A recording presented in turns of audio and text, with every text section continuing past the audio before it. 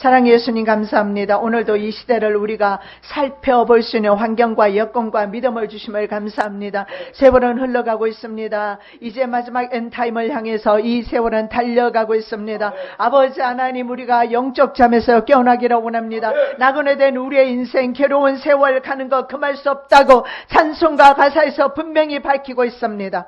아버지 하나님, 그렇습니다. 우리가 우리의 가는 세월 금할 길 없습니다. 곧 주님 오실 것입니다. 깨어나게 도와주시옵시고, 주님께서 살아 계실 때에 저희들에게 등 예비하라고 말씀하셨사오니 기름과 등을 준비하는 저희들 될 수 있도록 은혜와 긍휼을 베풀어 주시옵소서. 우리에게 풍파를 주시는 것은 세상줄 끊기 위해 주시는 하나님의 은혜입니다. 아버지 하나님, 세상 모든 근심, 염려, 두려움 벗어버리게 도와주시옵시고, 이제 주님과 함께 동행하기를 원합니다. 주님의 주시는 평강과 기쁨으로 말미암아 환난 때조차도 주님과 함께 동행함으로 찬송 부를 수 있는 저희들 되게 하여 주시옵소서. 하나님을 찬양할 수 있는 저희들 되게 하여 주시옵시고, 마지막 순간까지, 아니 천국에 가서 우리는 영원토록 하나님을 찬양할 것입니다. 우리의 입술에서 찬양이 끊어지지 않게 도와주시옵시고, 기도가 끊어지지 않게 도와주시고, 하나님께 온전한 영광 돌리게 하여 주시옵소서. 오늘도 부족한 종이 하나님의 말씀을 대원하기를 원하오니 잘못 증거한 말씀을 끼라 원합니다. 그러나 제가 수집하고 모은 아버지의 세상을 이 시간에 소개하기를 원하오니 바로 증거하게 하옵소서. 정보가 잘못될 수도 있습니다. 그러한 정보에 연연하지 말게 도와주시옵시고, 이 시대가 정확히 어느 시점까지 왔는지, 내가 더 이상 어떤 믿음으로 살아가야 되는지 깨닫게 하여 주시옵시고, 비판하거나 비난하는 시간에 이 시대를 분별하는 저희들 되게 도와주시고, 불안과 염려하는 시간에 다시 오실 예수 그리스도를 성령으로 준비하는 저희들 될 수 있도록 성령 하나님의 시간에 기름 부어 주시옵소서. 인간의 머리가 왜 이렇게 복잡합니까? 왜 이렇게 짧은 머리 가지고 하나님의 계시하시고 하나님께서 말씀하신 하나님의 말씀을 우리의 인생의 짧은 머리 가지고 잣대로 측량하고 재고 판단하고 비판하고 그리고 해석하는지 우리의 어리석음을 용서해 주시옵시고, 우리의 마음대로 해석하지 말게 도와주시옵시고, 1.1획도 성령 하나님께서 주시는 계시하시는 그 말씀을 그대로 먹고 마시는 저희들 되게 도와주시옵시고, 이해하지 말게 도와주시옵시고, 먹어버리게 하여 주시옵시고, 그 말씀이 때로는 먹을 때에 내 배에서 심히 쓰게 됩니다. 종말의 말씀, 시대에 대한 말씀 먹게 되면 내 배가 심히 쓰게 됩니다. 그럴 수밖에 없습니다. 재앙의 말씀, 귀가 울리는 재앙의 말씀이기 때문에 그렇습니다. 그러할지라도 하나님께서는 하나님의 성도들을 보존하시기를 원하십니다. 아멘. 발과 실라가 그랬던 것처럼, 감옥에서도 찬양했던 것처럼 마지막 순간까지 우리의 소원 하나님을 찬양하기를 원합니다. 아멘. 찬양하는 입술이 되게 하여 주시옵소서. 아멘. 거룩하신 예수 그리스도의 이름으로 기도드립니다. 아멘. 아멘. 말씀을 세 군데 말씀을 일부러 세 군데 말씀만 오늘 봉독했습니다. 그 이유는 그 말씀을 중심으로 해서 오늘 살펴볼 것이기 때문에 그렇습니다. 자, 황충의 모습을 지금 계속 보고 있는데, 황충은 특이하게 말이죠. 꼬리가 있습니다. 꼬리와 그 꼬리에 보니까 쏘는 살이 있더라 이렇게 말이에요. 근데 그 꼬리가 바로 정갈의 꼬리, 쏘는 살, 그 정갈이 쏘게 되면 굉장히 사람들을 두렵게 하죠. 그래서 사람들을 해칩니다. 그래서 황충의 모습이 바로 그 정갈의 꼬리와 쏘는 쌀로 사람들을 해친다. 그래서 그 다음에 말씀해 보면 이역 마병대의 힘도, 이역 마병대가 나오는데 그 마병대의 힘도 어디에 있느냐면 바로 입과 꼬리에 있는 것을 보게 됩니다. 자, 꼬리는 뱀 같고 또 꼬리에 머리가 있어서 이것들로 사람들을 해친다. 성경에서 그렇게 말씀을 하고 있습니다. 꼬리가 바로 뱀 같다. 뱀의 능력을 가지고 있는 것을 볼 수가 있습니다. 그리고 희한하게 말이죠. 그 꼬리에 또 머리가 있어요. 그래서 그것 가지고 사람들을 해치는데 재래식 전쟁 무기인 칼이나 총은 보면 거의 다 앞으로만 나가게 되어 있어요. 그런데 현재 나온 수많은 생화학 무기, 그 다음에 핵무기, 그리고 최첨단 정밀 무기 같은 경우에는 전후라든가 전후 좌우로 연기처럼 퍼져나가는 것이 특징입니다. 그래서 이것이 바로 뱀이 우리 인류에게 준 가장 큰 가장 강력한 무기가 아닐까. 그 가장 강력한 무기가 바로 핵이라는 사실을 우리가 알아야 합니다. 그래서 오늘은 이 핵에 대해서 좀 살펴보겠는데, 이 황충의 세력이 말이죠. 황충의 이 꼬리와 입에 있는 힘과 그 세력과 그리고 마병대의 바로 그 권력, 힘이 바로 제가 봤을 때는 핵의 그 힘이 아닌가 생각을 해봅니다. 그래서 어쨌든 이것이 무엇이든지 간에 성경에 나와 있지는 않지만 중요한 것은 뭐냐면 꼬리에 머리가 있고 그리고 꼬리가 뱀처럼 생겼다 이렇게 나와 있어요. 그래서 여기서 볼 수 있는 것은 앞으로 다가오는 세력은 뱀의 세력이다. 뱀의 적어도 사주로 받은 이런 사건이 어디에 나오느냐면 다니엘서에 나옵니다. 다니엘서에 보면 분명히 다니엘의 기도를 시작할 때 가브리엘 천사가 바로 출발했는데 15일 뒤에나 나옵니다. 가브리엘 천사가 뭐라고 말을 하느냐면 내가 너 기도 시작할 즈음에 출발했지만 바사군이 나를 막았다. 이 바사군은 그 당시에 세상 세력권이죠. 그런데 어떻게 사탄이 하나님의 천사가 바사군에게 맡길 수가 있을까? 바사군을 위해서 지도하고 있는 힘을 주고 있는 바로 사탄의 그 군대로 말미암아 가브리엘 천사가 오지 못했던 겁니다.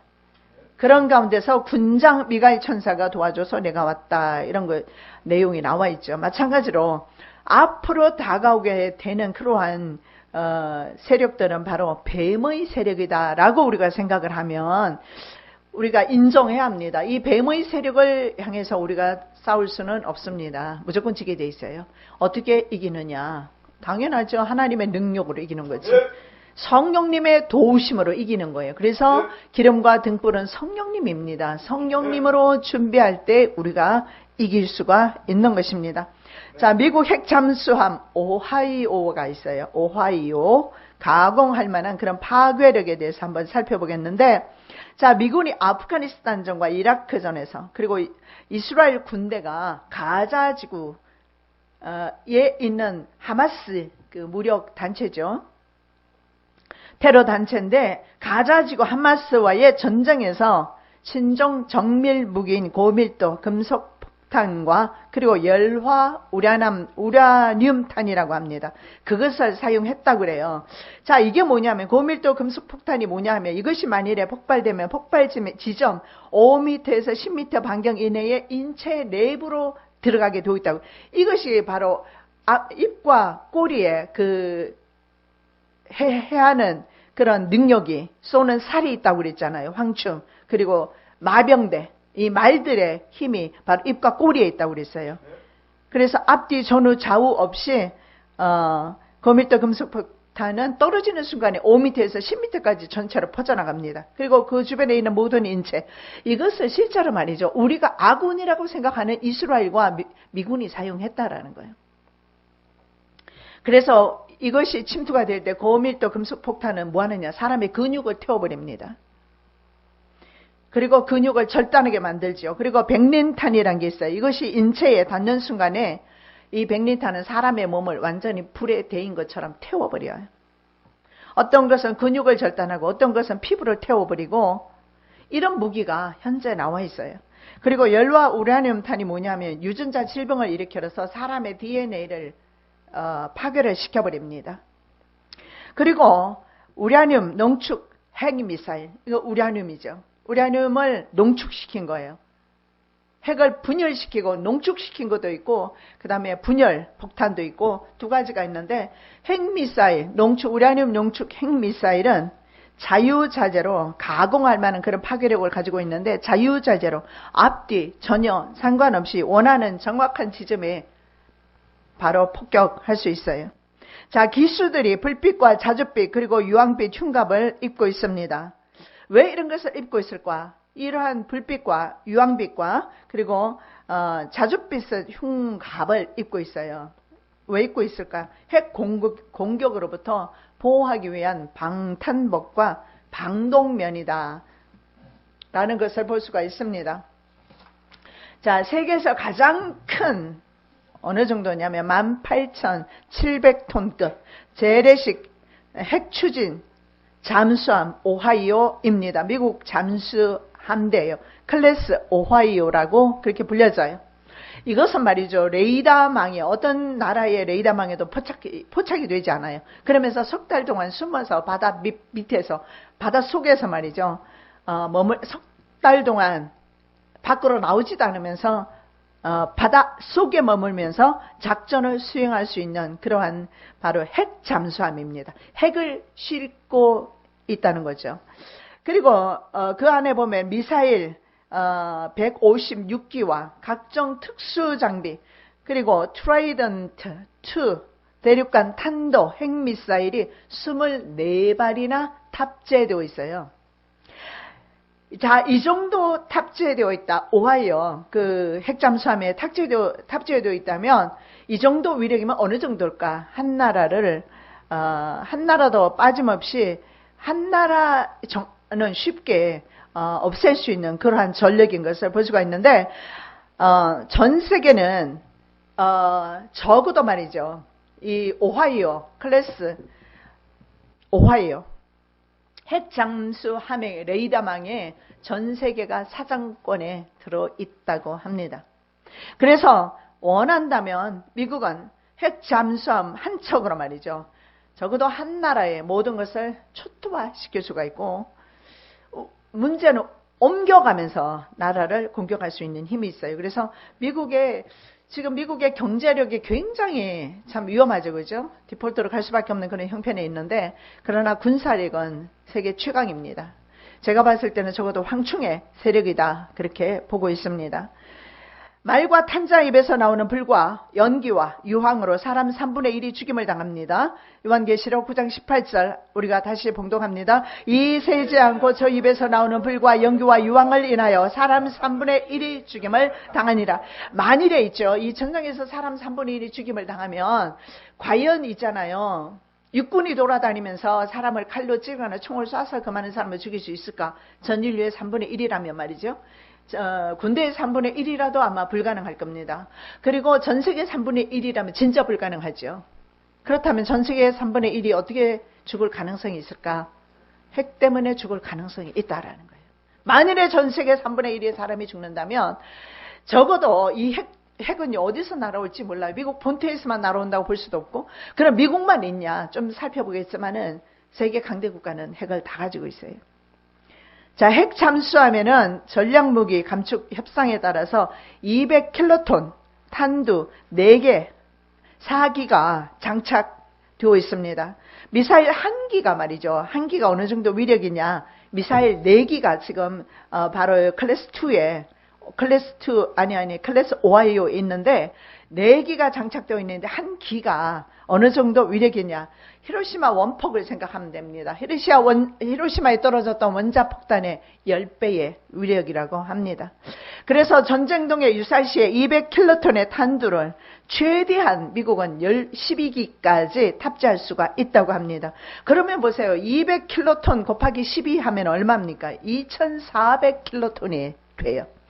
한 개의 WW88 탄두는 470킬로톤의 TNT 이게 원자력 만드는 물질이죠. 위력을 가지고 있는데 히로시마에 투하된 원자폭탄이 몇 킬로톤이냐? 15킬로톤밖에 안 된대요. 그런데 클래스 오하이오에 들어있는 바로 그 핵이요. 어느 정도냐? 핵탄두가 470킬로톤을 적어도 한 배에 탑재시켜 놓고 있다라는 거예요. 한번 그림을 보면 내가 괜한 소리 하는 거 아닌가 알 수가 있어요. 부산항에 오하이오가 입항한 적이 있습니다. 그래서 내가 저 그림을 한번 가져와 봤습니다. 부산항에 입항을 했던 오하이오. 전 세계 바다는 다 돌아다니고 있는 것을 보게 됩니다. 자, 그런데 말이죠. 이런 그 미국의 전함이 몇 대가 있느냐면 총 18대가 있다고 그래요. 오하이오와 다 합쳐서 18대가 있는데 이 18대가 대서양과 태평양에 배치되어 있습니다. 그 중에 18대 중에 14대가 핵 잠수함이라고 합니다. 자, 이 14대 전함에 24개의 트라이덴트 1과 트라이덴트 2 미사일이 장착되어 있다고 그럽니다.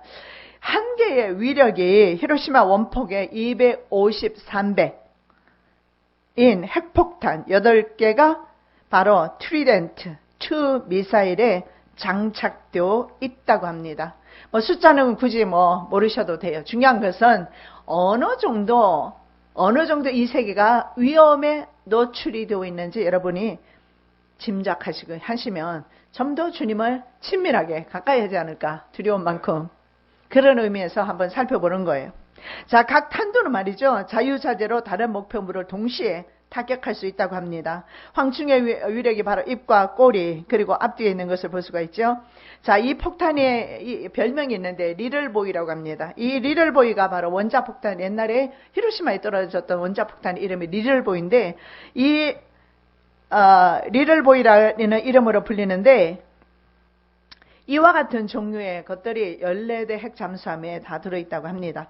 나머지 그러면 4대 전함에도 적어도 싸울 수 있는 전력 무기가 있는데 154개의 토마호크 순항 미사일이 탑재되어 있다고 합니다. 그래서 미국의 18개 전함은 가공할 만한 전 세계를 파괴하고도 남을 수 있는 그런 가공할 만한 그런 위력을 가지고 있는 것을 보게 됩니다. 그래서 이 전함 또한 있잖아요. 모든 것이 준비되어 있는데 필요하면 핵탄두를 언제든지 장착할 수 있다고 합니다. 그래서 이 함대들이 적어도 미국의 군사력의 반의 위력을 가지고 있다고 그래요. 반밖에 안 돼요. 이 18대가 가지고 있는 핵의 위력이. 그리고 모든 것이 반밖에 안 되는데 그럼 나머지 반은 본토에 있다는 거죠. 만약 전면전이 핵전쟁이 발발하면 미국은 6개나 8개 핵탄두가 장착된 미사일 400기를 한꺼번에 발사할 수가 있습니다. 그러면 만일에 이것이 발사되면 어느 정도 걸리느냐면 타격시키 하는데 10분밖에 안 걸려요.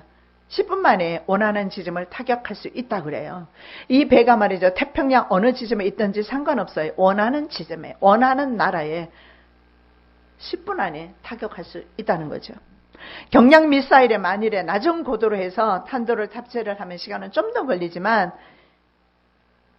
5분 내에 좀 더 적게 걸린다고 그래요. 그래서 5분 내에도 탑재할 수 있다는 거예요. 왜냐하면 미사일에 낮은 고도의 탄도, 경량 미사일을 낮은 고도로 해서 탄도를 탑재를 한다면 시간을 더 단축시킬 수 있다는 거예요. 자, 미국이 미사일을 발사하면 즉시 예를 들어서 미국이 만일에 했을 경우를 대비했을 때 러시아나 중국이나 아니면 제3국에서 바로 초기 대응을 할 수가 있다고 합니다. 근데 옛날에는요, 적어도 대응을 하는 것이 굉장히 시간이 좀 걸렸다고 하는데 지금은 어느 정도냐면 과거에는 분단위 대응이 지금은 초단위 대응으로 바뀌었다고 그래요. 그렇다면 한쪽에서 쏘는 즉시 바로 반대편에서도 적국에서도 안다는 거죠. 그러면 같이 대응을 하게 되면 이 지구상은 어떻게 될까요?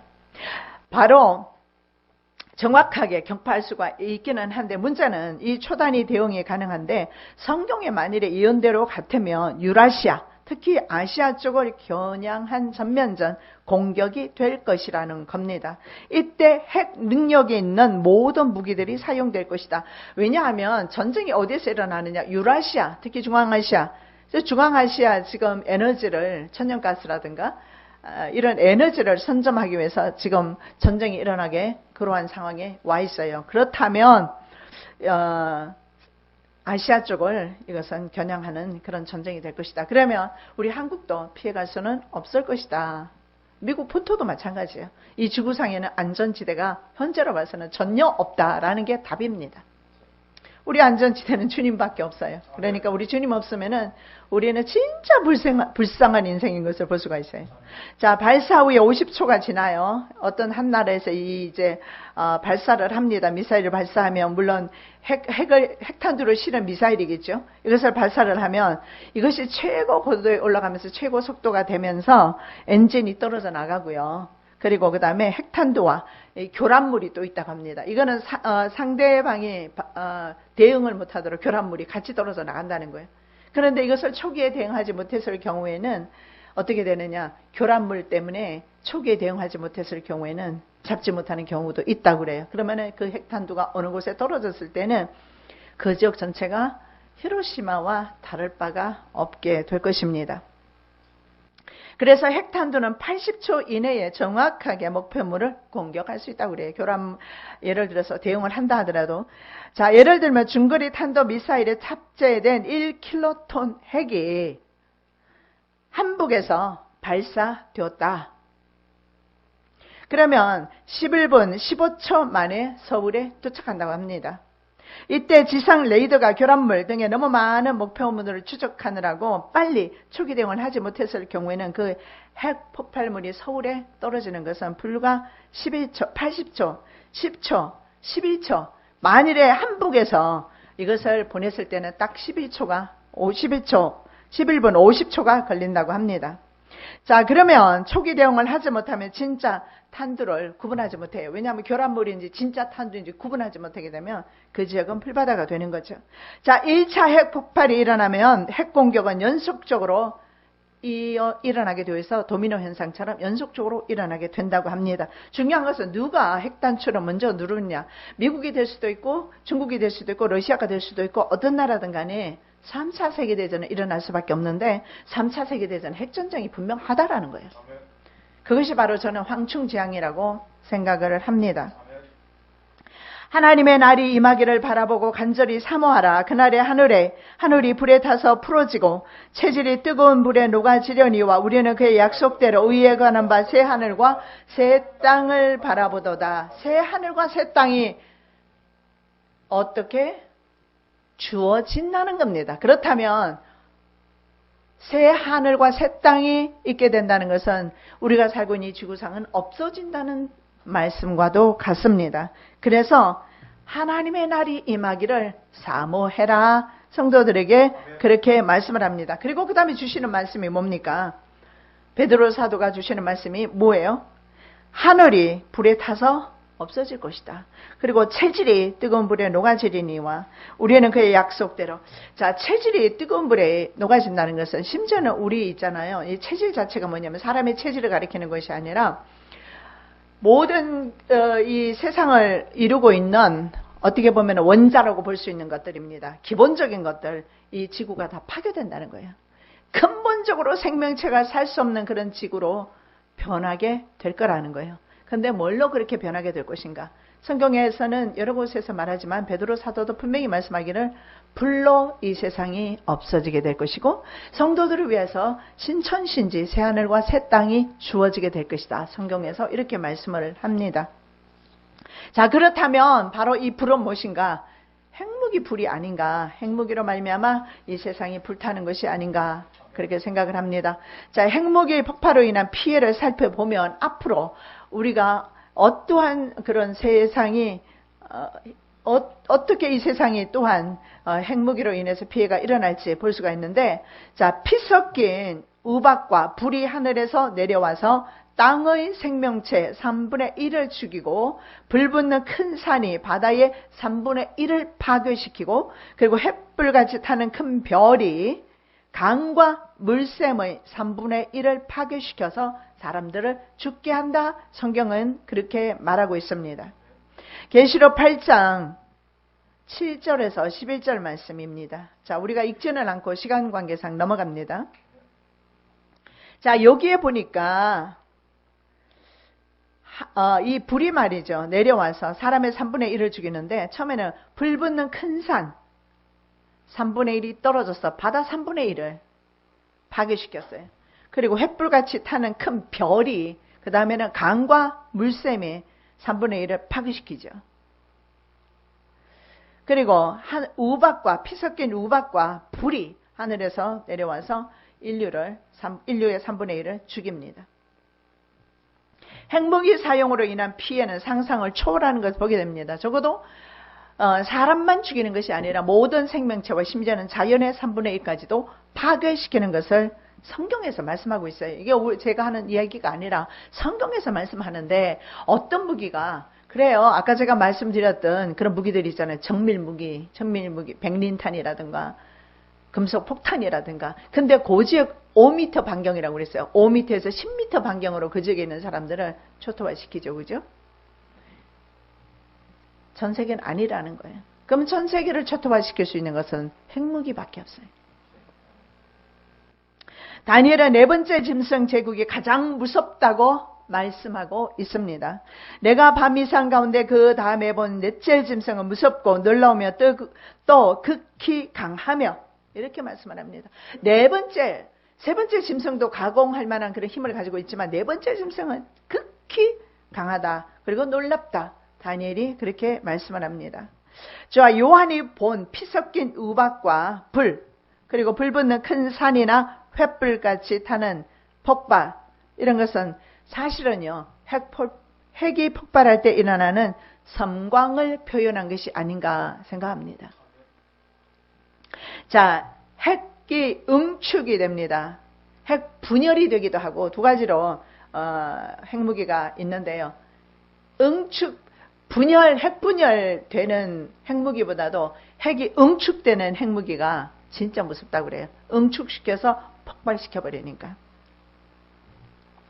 응축된 핵이 분열하면서 생기는 그 악취와 냄새가 공기 가운데 퍼져나가면서 사람을 비롯한 모든 생명체들은 후역질을 하게 된다고 합니다. 그리고 오염된 물은 마실 수가 없고 하늘로부터 강과 바다 모든 물 위에 떨어진 그 별 이름이 뭐였어요? 쑥이다 그랬어요. 그래서 물을 먹을 수가 없게 됩니다. 보니까 어떤 지연이가 말하는데 어떤 친구를 보니까 뭐 한동안 물을 잔뜩 준비한다고 그러는데, 자, 왜 이 쑥이 뭘까? 이 쑥이 바로 방사능 물질이 아닌가 생각을 합니다. 왜냐하면 물 위에 떨어진 쑥 때문에 물이 써서 마시게 되지 못하는데 방사능에 오염된 물을 마시면 안 돼요. 마실 수가 없어요. 원자력이 알파선은 파괴력이 굉장히 강합니다. 감마파는 콘크리트 벽을 뚫을 정도로 투과력이 있다고 합니다. 그래서 사람 몸의 세포가 파괴되고, 그러니까 원자폭탄에 있는 그 물질을 제가 얘기하는 거예요. 알파선, 그리고 감마선, 이런 것들이 있는데 얼마나 가냐면은 콘크리트 벽까지 뚫고 들어간다고 그래요. 그래서 사람 몸의 세포는 물론 파괴시키죠. 핵 속의 유전자가 돌연변이 현상을 일으킵니다. 그래서 피폭된 생명체에 나타나는 두 가지 현상이 있습니다. 그게 뭐냐면 세포의 사멸입니다. 세포가 죽어버리죠. 그리고 세포의 돌연변이가 있어요. 차라리 세포가 죽어서 생명이 죽는 것은 행복한 편인 것을 우리가 히로시마를 통해서 볼 수가 있습니다. 피폭된 사람들의 모습에서 세포의 돌연변이로 말미암아 흉측하게 변한 것을 보게 됩니다. 이 세포의 돌연변이 참 무서운 건데 살아있는 사람들의 몸의 세포를 파괴합니다. 그래서 종양이나 암을 유발하기도 하고 기형으로 태어나게도 만들고, 심지어는 피폭된 사람이 나중에 결혼해서 나중에 아이를 낳는데도 불구하고 어머니의 그 유전자 영향을 받아서 그 아이 또한 기형으로 나타나는 것을 보게 되죠. 그래서 심지어는 후손까지도 소망이 없게 만들어요. 그래서 지금 세상은 제가 봤을 때는 소망은 전혀 없다, 그렇게 생각이 됩니다. 소망이 없어요. 우리의 소망은 바로 새 하늘과 새 땅입니다. 우리의 소망은 주님밖에 없는 것을 보게 됩니다. 생명의 근원이 바로 뭡니까? DNA입니다. 아까 형질을 다 파괴시킨다고 그랬어요. 지구의 형질. 지구의 DNA를 파괴시키는 거예요. 지구의 모든 생명의 근원되는 것들을 파괴시켜버려요. 뭐가? 원자 핵이. 아니 이것이 투과력이 감마선, 알파선 있어서 투과력이 얼마나 되면 콘크리트 벽까지 다 통과를 하는데 도리인들 통과 안 하겠습니까? 뚫고 안으로까지 지하로까지 들어갈 겁니다. 그렇다면 이 힘으로 인해서 이 지구는 파괴될 것입니다. 자, 생명의 근원이 바로 DNA인데 DNA를 싸고 있는 세포를 파괴시키는 일은 하나님의 권위에 도전하는 일입니다. 그래서 주님께서 오시는 겁니다. 그림을 보면 세포와 염색체, 그림을 잠깐 보면 세포질 막에 쌓여있는 세포, 하나님께서 우리의 형질을 만드시고 이렇게 세포로 쌓아놓으셨어요. 아무도 손댈 수 없게끔. 그런데 인간은 얼마나 악한지 이것까지도 침범하고 있어요. 생명체를 구성하는 기본 단위, 세포가 바로 생명체를 구성하는 기본 단위입니다. 그래서 모든 생물은 바로 이 세포로 이루어져 있습니다. 그런데 이 세포에는 세포핵이 있고 그 핵 안에 염색체. 다시 말씀드리면 세포핵 DNA. 그래서 DNA는 그렇게 하나님께서 곱게 아주 상하지 않도록 가장 은밀한 곳에 노출되지 않는 곳에 숨겨놓았는데 인간들이 이거를 끄집어냈어요. 그래서 DNA도 만들잖아요. 그것이 바로 128개 캐릭터인데 심지어는 이제 우라늄이라든가 정밀무기는 이 DNA를 공격하는 거예요.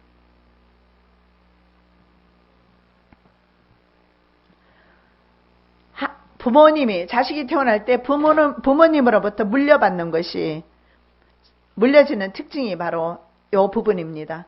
형질을 만들어내는 인자가 들어있습니다. 이 DNA와 세포는 부모에게 물려받는 거예요. 그래서 성경에 보면 시편 기자가 이 형질에 대해서 이 세포에 대해서 말씀하고 있습니다. 세상도 아까 우리가 베드로 사도의 말씀을 들을 때 그 형질에 대해서 말씀하는데 바로 사람의 형질에 대해서도 시편 기자가 139편에서 말씀합니다. 내 형질이 이루기 전에 주의 눈이 보셨으며 나를 위하여 정한 날이 하나도 되기 전에 주의 책에 다 기록이 되었나이다. 내 형질이 이루어지기 전에. 이 형질이 뭐냐? 저는 이것이 바로 세포와 세포핵 속에 쌓여있는 DNA다 이렇게 봅니다. 그런데 이 DNA가 이루어지기도 전에 하나님께서는 주의 눈은 누구를 보셨어요? 나를 보셨다. 주님께서는 나를 알고 계셨다라는 겁니다. 그래서 우리는 주님께서 우리를 보실 때 외모로 보시는 게 아니라 바로 이 DNA로 보시기 때문에 이 DNA를 찾아서 우리가 순교를 할지라도 찾아내시고 비행기 폭발을 통해서 아니면 물에 수상되올지라도 주님께서는 찾아내신다는 거예요. 나의 본질이 형성되기 전에 이런 뜻입니다. 영어 성경에 보니까 my unformed substance 이렇게 나왔어요. form은 모양입니다. 그래서 본질이 모양으로 만들어지기 전에 하나님께서 우리를 아시는데 본질로 아신다. 그런데 사람들은 뭘 파괴합니까? 이 본질을 파괴함으로써 하나님의 자녀를 하나님으로부터 끊어놓으려고 합니다. 자, 방사능이 오염된 눈과 귀 그리고 입등은 썩어 들어갑니다. 죽은 자와 산 자가 분간이 안 됩니다. 근데 성경에 이 썩는 재앙에 대해서 말씀하고 있어요. 신명기 28장 22절 여호와께서 폐병과 열병과 상한과 학질과 한재와 풍재와 썩는 재앙으로 너를 치시리니 이 재앙들이 너를 따라서 너를 진멸케 할 것이라. 여기에 썩는 재앙이 분명히 나와 있어요. 이런 폐병이라든가 열병, 상한, 학질, 한재, 풍재, 썩는 재앙 이런 것들은 사실은 이집트에 내렸던 재앙과 방불하죠. 같은 재앙입니다. 근데 이런 재앙을 그러나 이집트에서는 정확히 내려지지는 않았어요. 그런데 이 말씀을 하시는 이유는 이 마지막 때에 주신 말씀이 아닌가 보니까 폐병이나 열병이나 상한, 학질, 한재, 풍재, 썩는 거 특히 썩는 재앙만이죠. 아까 제가 말씀드렸어요. 열화, 우라늄 탄이라든가 금속 폭탄 이런 것들이 들어가면 어떻게 돼요? 그 사람의 DNA를 파괴시킨단 말이죠. 세포를 파괴를 시켜버립니다. 유전자를 바꿔버리거나 아니면 세포를 파괴시켜서 더 이상 그 사람은 생존하기 힘들죠. DNA를 공격하는 거예요. 이것이 바로 썩는 재앙이다 라는 것을 볼 수가 있습니다. 그림을 한번 보겠습니다. 일본의 바로 핵 피해자입니다. 얼굴 모양이 어때요? 참혹하죠. 인간이 이렇게 악합니다. 그래서 주님께서 오시는 거예요. 어떻게 다른 인간에게 이렇게 할 수가 있어요? 국가끼리 전쟁 나면 피해를 보는 사람들은 백성들입니다. 그들은요, 뒤에서 군사무기 팔아서 이권을 챙기고 있고요. 후쿠시마 원전 인근에 나타난 미스터리 안개 한번 보시기 바랍니다. 최근 언제냐면 지난해 10월입니다. 후쿠시마 원전 인근에 나타났습니다. 낮고 얇은 망 모양의 기괴한 미스터리 안개 모습이랬는데 여러 설이 있다고 그래요. 5년 전 후쿠시마 원전 사고가 있었잖아요. 그래서 환경 오염이거나 아니면 방사선이 포함한 삼중 수소로 만들어진 안개다. 혹은 냉각 시스템에서 누출된 방사능 때문이다. 중요한 것은 방사능 때문인 것 같아요. 왜냐하면 일반 안개와 틀려요. 이런 안개는 잘 쉽게 사라지지도 않죠. 어떻게 보면 일본도, 제가 일본을 옹호하는 것은 아니지만 백성들은 말이죠, 참 불쌍한 것을 보게 됩니다. 원전에 노출되어서 일본 같은 경우에는 강대국입니다. 강대국이죠. 그럼에도 불구하고 마이너스 금리로 들어갔어요. 국가도 온전치 못한 것을 봅니다. 때가 다 된 것을 볼 수가 있어요. 자, 그 다음에 그림을 좀 보겠습니다. 악마의 열매로 불려요. 기형 레몬을 보겠습니다. 저게 레몬입니다. 그 다음에 기형 데이지꽃 막 두 개씩 막 서로 붙어가 있죠. 그리고 기형 토마토 한번 보십시오. 저게 무슨 토마토예요? 그리고 기형 오이와 또 다른 토마토의 모습이 보이죠. 미국의 리틀보이라는 핵이 히로시마에 투하된 직후에 8,000명이 즉사했다고 합니다. 그리고 미국 정부가 추정하기를 핵폭탄 투하, 향후 방사능 중독, 암으로 인해서 약 20만 명의 사망자가 발생하게 될 것이다. 그렇게 통계가 나온 것이 있어요. 그럼 지금까지 그렇게 죽어갔다라는 거예요. 원자폭탄으로 인해서 화상을 입은 사람들은 그 당시에 강물로 뛰어들었다고 합니다. 그래서 온 강이 시체로 가득 차 있었다고 그래요. 그 당시의 상황입니다. 일부지만은요. 자, 특히 핵폭발 후에 생기는 방사능과 낙진 등으로 생긴 구름이 있어요. 머쉬룸 클라우드라고 하는데 수세기 동안에 이것은 없어지지 않고 전 인류에게 영향을 준다고 그래요. 이것이 만일에 핵전쟁이 일어났을 경우를 말하는 겁니다. 자, 낙진은 핵의 폭발 주변의 흙이나 먼지가 방사능에 오염이 된다고 합니다. 흙도 오염이 된다고 그래요. 그래서 세계 핵 비축량의 3분의 1 정도를 사용하는 국지전이 일어나도 말이죠. 국지전이 일어났을 때 그러면 3분의 1이 없어지는 거죠. 지구의 3분의 1이 없어서는 그것을 국지전이라고 그래요. 그럼 국지전이 일어났을 때 재가 어느 정도 나오느냐면 100에서 500만 메트릭 톤의 재가 방출된다고 합니다. 이것은 오존층의 50%를 파괴한다고 그래요. 열폭풍 및 핵폭발 열기에 의해서 상승 기류를 타고 공중에 떠 있다가 비에 섞여서 때로는 검은 비가 땅에 내려오기도 한다고 합니다. 핵폭발의 열기가 식으면서 눈처럼 뿌려지기도 한다고 그래요. 그러니까 눈도 함부로 맞으면 안 될 것 같아요. 만약 이것이 봄이나 여름 혹은 아열대 지방의 공격을 받으면 그 많은 양의 재가 상승 기류를 타고 대기권 높이 올라간다고 합니다. 그래서 이것은 내려오지도 않고 비에 씻겨서 내려오지도 않는답니다. 비가. 왜냐하면 높은 곳으로 올라가니까. 그래서 일주일쯤 되면 어디로 가느냐 하면 오존층 위에 있는 성층권까지 이른다고 합니다.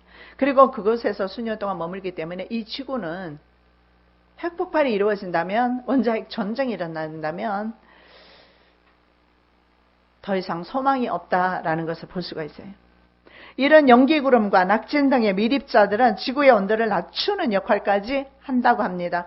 자, 국지전에서 지구의 온도를 섭씨 몇 도까지 낮추느냐? 3도까지 낮추는데 우리가 생각할 때 3도는 아무것도 아니다 생각할 수가 있는데 전면전에서는 7도까지 낮춘다고 합니다. 그런데 마지막 빙하기와 현대 온도 차이가 몇 도 차이냐면 5도 차이라고 합니다. 그래서 만일에 2도 차이가 나면 사람의 생명에는 사는 데는 지장이 없을런지는 몰라요. 문제는 뭐냐면 온도차가 2도 떨어지면 엄청난 지구에 재앙이 올 수밖에 없고 5도가 떨어지면 완전한 재앙인데 기후 이변이 일어난다는 거죠.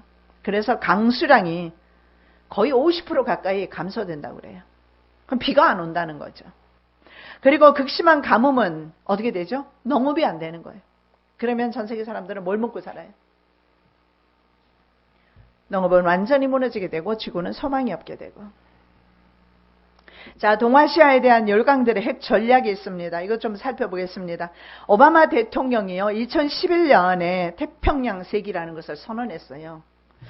이 태평양과 인도양에 지속적으로 군사력을 증진시키는 계획입니다. 태평양 세기가 뭐냐? 미국에서 발표한 태평양 세기는 인도양과 태평양, 우리나라는 태평양에 인접해 있죠. 군사력을 계속 증강시켜 왔다라는 거예요.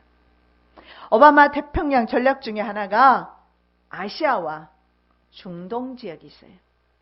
남한과 일본 그리고 호주 등의 미사일 방어 기지를 건설하는 거예요. 우리는 오바마가 말합니다. 아시아 태평양 지역의 강한 군사력을 유지하는 데 필요한 만큼 할애할 것이다. 이것이 바로 태평양 세기입니다. 그걸 선언했어요. 미사일을 가장 중요한 도발 수단으로 생각하는 북한은 플루토늄 핵무기와 고농축 우라늄 핵무기 등의 약 20기 수준의 핵 능력이 있어요. 우리보다 훨씬 나아요. 군사력에 있어서. 군사력은 어떤지는 모르겠는데 핵 능력에 있어서는 우리는 없잖아요. 핵이 없잖아요. 한국은 핵이 없어요. 핵폭탄 한 개로 남한 전역을 완전히 황폐화시킬 수가 있어요. 근데 그것이 몇 개나 있느냐? 20기. 20개나 있어요. 북한은 수소탄 시험과 장거리 로켓 발사 핵탄두 그리고 대륙간 탄도미사일의 재진입 기술을 다 확보하고 있다는 거예요. 북한은 남한의 신형 방사포 등을 쏘아서 자신들의 군사력 능력을 지금도 계속 과시하고 있습니다. 있다 이거예요. 핵탄두와 ICBM의 재진입체 기술 공개를 통해서 자신들의 군사적 능력을 미국을 비롯해서 국제사회에 과시하고 있습니다. 어려운 단어가 나오는데 어쩔 수가 없어요. 이것을 기억할 이유는 없지만, 필요는 없지만, 그러나 이런 기술들은 우리 남한을 얼마든지 공격하고도 남는 기술인 것을 알려드리고 있는 거예요. 자, 북한의 핵 개발은 미국으로 하여금 남한에 사드를 배치하는 명분을 주었어요. 자, 북한이 계속해서 도발을 하고 있어요. 그리고 핵 능력이 있어요, 실제로. 약하죠. 왜냐하면 지난번에 실험했던 것은 원자력 폭탄에 일본에 떨어뜨린 원자력 폭탄의 위력이 미치지 못한다고는 하지만 핵 능력은 북한은 가지고 있어요. 그런데 가지고 있는 북한이 자꾸 이렇게 이런 것들을 과시하는 이유는 뭔가 뒤에 딜이 있다는 거예요. 왜냐하면 이걸 통해서 아까 태평양 세계에 대해서 말씀드렸는데 이걸 통해서 뭘 하느냐. 미국은 한국에다가 사드를 배치한다는 거예요. 이 사드가 뭐냐.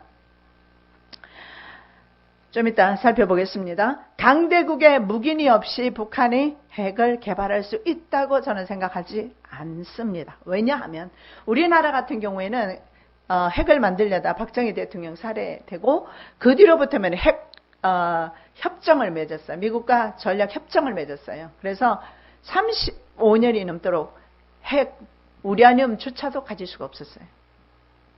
그래서 우리는 핵 우상 국가로서 핵을 가지고 있는 나라에 우산을 써야 되는 그런 입장이 있단 말이죠. 그런데 북한은 가지고 있어요. 강대국가가 제재하지 않은 이유는 다 이유가 있어요. 제재 않았던 것은 이유가 있어요. 남한은 지난 거의 42년간이죠. 한미 원자력 협정에 묶여서 아무것도 못했습니다. 그런데 북한이 계속해서 핵 도발은 미국으로 하여금 이게 뭐냐면 사드가 뭐냐면 중고고도 요격 체계라고 합니다. 그리고 SM 뚜리 미사일을 한반도에 배치할 수 있는 명분을 준 겁니다. 북한이 도발을 하니까 사드를 배치하자는 거예요. 그런데 지금 전 세계를 우리가 돌아가는 걸 봐야 되는데 전 세계는 지금 강대국들의 힘의 판도를 넓히고 있는데 약소국들이 새우 등 트지고 있다는 거예요. 사드는 미국의 핵전쟁용 무기 체제입니다. 전쟁용 무기 체제가 바로 사드인데 이것이 만일에 그리 하지 않아도 물론 그 핵의 영역 안에 들지만 이것을 만일에 한국에 배치했을 때는 북한에도 핵이 있고 남한에도 배치를 하게 되면 한반도는 핵전쟁의 영역 안에 들어간다는 거예요. 분명히 들어갑니다. 그래서 미국의 사드 대 중국의 S-400 동북아 미사일 경쟁이 현재 이루어지고 있어요. 그게 뭐냐면 중국은 동북아시아의 미 해군과 공군의 활동을 견제하기 위해서 30억을 투자했어요. 30억을 들여서 러시아판 MD 체제입니다. 말하자면 사드에 대응할 만한 그런 대응 체제지요. 그것이 바로 S-400. 이걸 6개 포대를 구입했다고 했습니다. 그래서 이것을 어디에 두었느냐. 이미 백두산에 항공모함 킬러인 DF-21D를 실전 배치해 두었다. 북한 뒤에는 중국이 핵잠수함을 실제로 배치하고 항공모함이죠. 남쪽에는 미국이 사드를 배치하는 겁니다.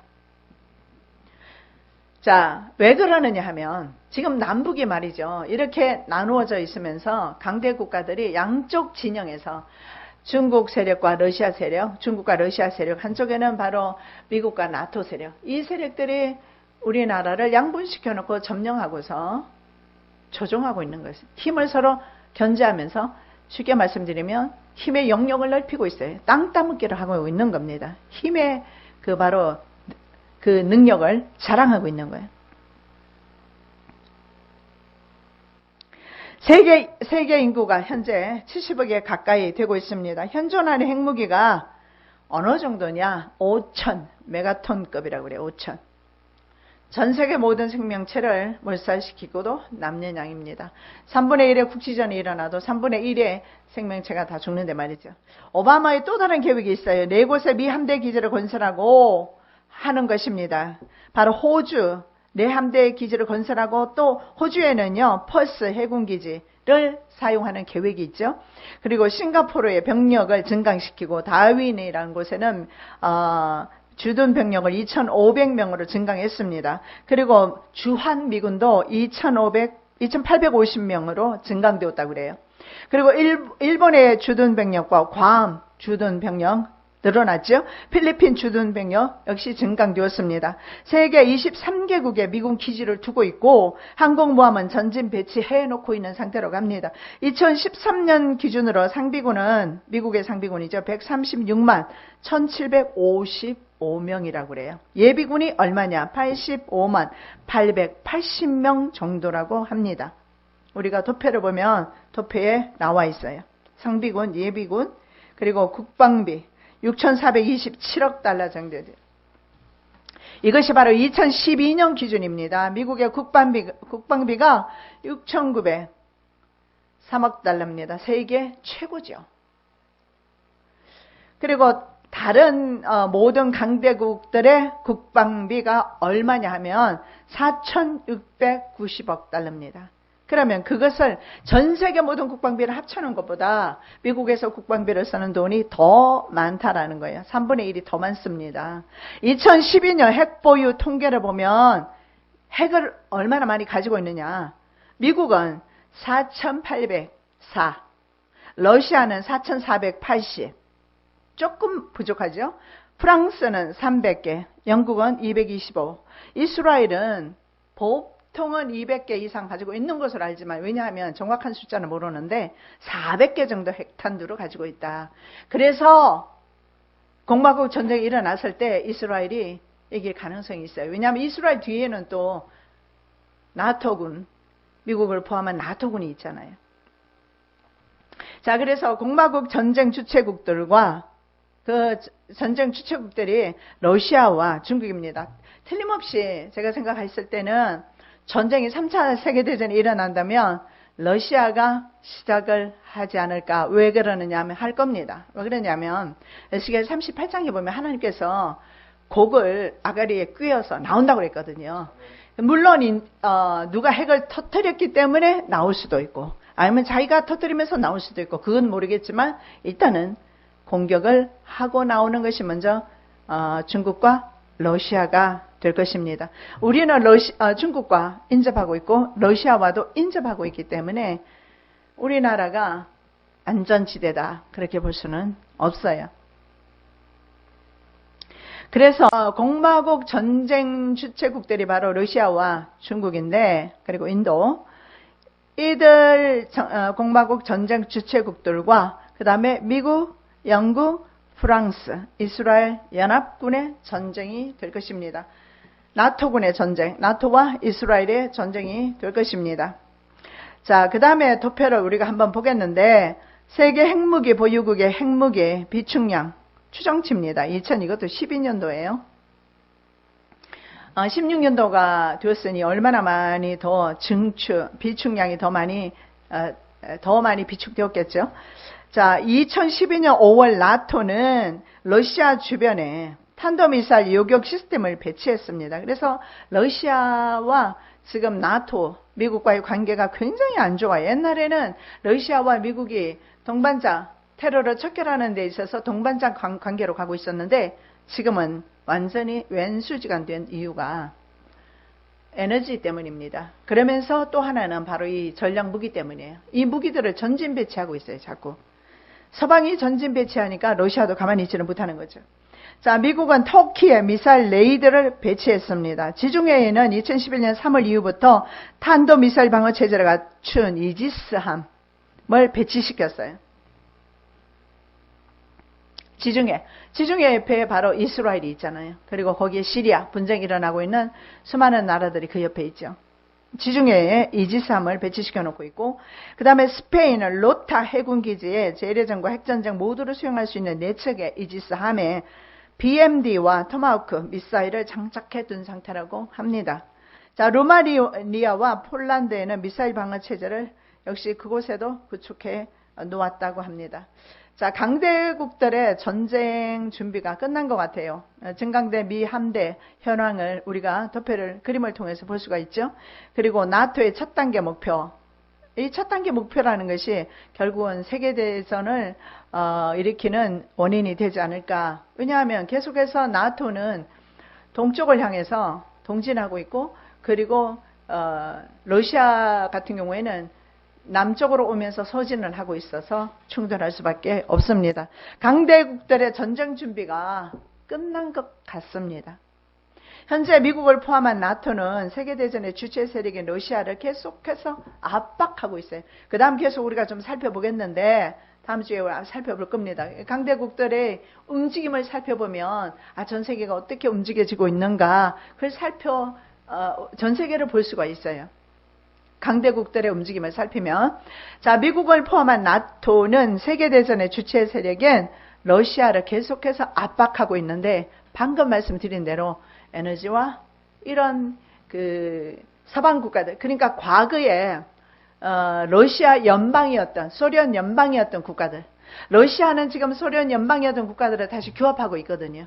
그런데 나토가 이런 국가들과 다시 계속해서 서방화 바람을 불어넣어요.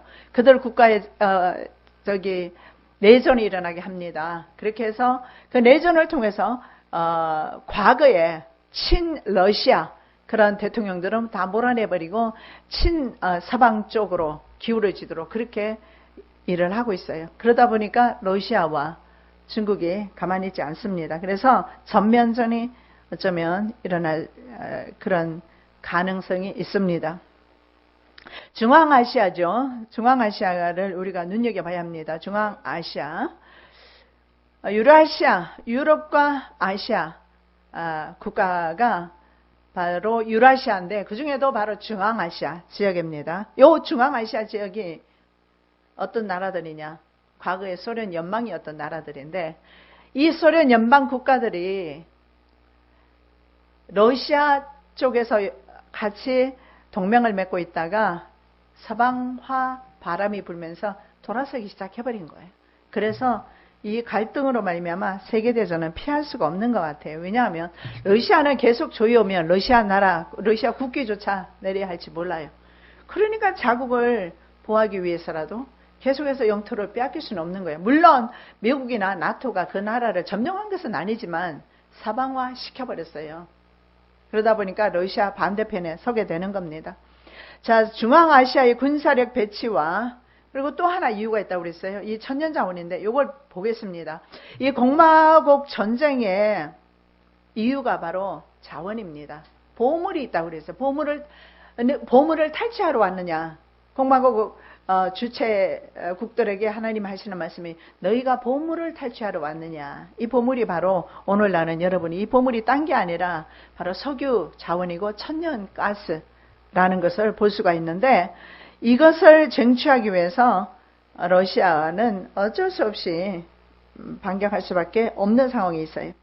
그래서 세계대전은 유프라테스 강을 건너오는 동방연합군입니다. 이 동방연합군이 누구냐? 바로 러시아와 중국입니다. 이들이 건너오게 될 때, 유프라테스 강을 건너오게 될 때 그것은 세계대전이 될 것이고 3차 세계대전이 될 것이고 그것은 바로 성경에서 말하는 공마국 전쟁이 될 것입니다. 다음 시간에 계속해서 이런 부분에 대해서 좀 더 살펴보고 오늘은 말씀 한 곳 우리가 함께 읽겠습니다. 마가복음 13장 35절에서 37절입니다. 그러므로 깨어있으라. 집주인이 언제 올는지 혹 저물 때였는지 밤중일는지 다구울 때였는지 새벽일는지 너희가 알지 못함이라. 그가 호련히 와서 너희의 자는 것을 보지 않도록 하라. 깨어있으라. 내가 너희에게 하는 이 말이 모든 사람에게 하는 말이니라 하시니라. 아멘. 주님께서 언제 오실런지 알 수 없는 상황에 그러나 세계 돌아가는 것을 보면 이 죽어는 소망이 없다라는 사실을 알게 됩니다. 이제 우리의 소망은 주께 있습니다. 깨어나게 도와주시옵시고 더 이상 잠을 차지 말게 도와주시옵시고 안전지대가 이 세상에 아무것도 없다는 사실을 우리가 오늘 살펴보았습니다. 4,000톤이나 넘는 원자 핵폭탄을 가지고 있습니다. 이것은 지구를 40번 이상 파괴시키고도 남는 양입니다. 그러한 지구에 소망이 없습니다. 불바다가 될 것입니다. 베드로 사도가 예언한 대로 이 땅이 불바다가 될 것입니다. 소망 없는 이 땅에 우리가 더 이상 욕심 부리지 말게 도와주시고 이 땅을 위하여 하나님 앞에 기도하지 말게 하옵시며 이 땅 때문에 고민하고 염려하고 두려워함으로 주님 앞에 기도하지 말게 하옵시며 새하늘과 새 땅 바라보면서 기도하는 하나님의 거룩한 백성들 되게 하여 주시옵소서. 우리의 욕심을 내려놓게 도와주시옵소서. 우리에게 있는 풍랑으로 말미암아 아버지 하나님 우리가 가슴 아파하지 않게 도와주옵소서. 그 풍랑 때문에 더 주께로 가까이 나가게 됩니다. 소망 없는 이 땅에 우리가 더 이상 아버지의 우리의 소망을 두지 않기 때문입니다. 아버지 하나님 저희들을 이제 본향으로 인도하여 주시옵시고 고향으로 인도하여 주시옵시고 우리가 영원히 살 집으로 인도하여 주시옵소서. 감사하신 예수 그리스도의 이름으로 기도드립니다. 아멘.